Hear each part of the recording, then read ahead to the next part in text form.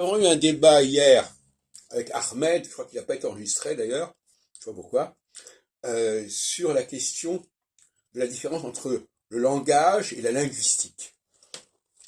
Les gens qui parlent une certaine langue ne sont pas des linguistes.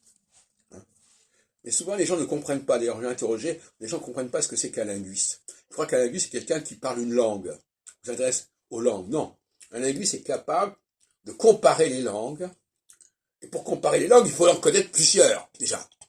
Quelqu'un qui vous dit, par exemple, telle langue n'a pas subi d'influence et d'emprunt, c'est n'importe quoi. Est-ce qu'il connaît toutes les langues qui ont pu impacter la langue dont il s'agit? Absolument pas. Donc comment peut-il dire cela?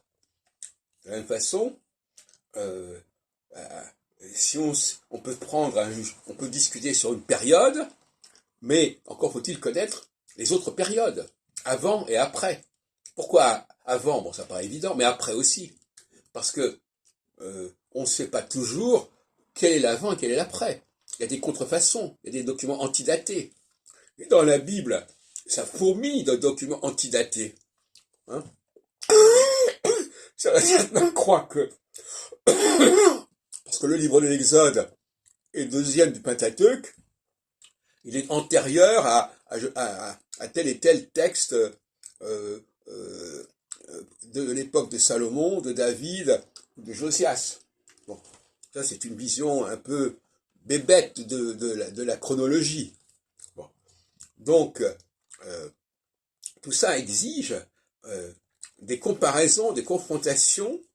Moi, par exemple, sur Nostradamus, j'ai montré que les textes de la fin du XVIe siècle avaient été antidatés pour correspondre au temps où vivait Nostradamus. Bon.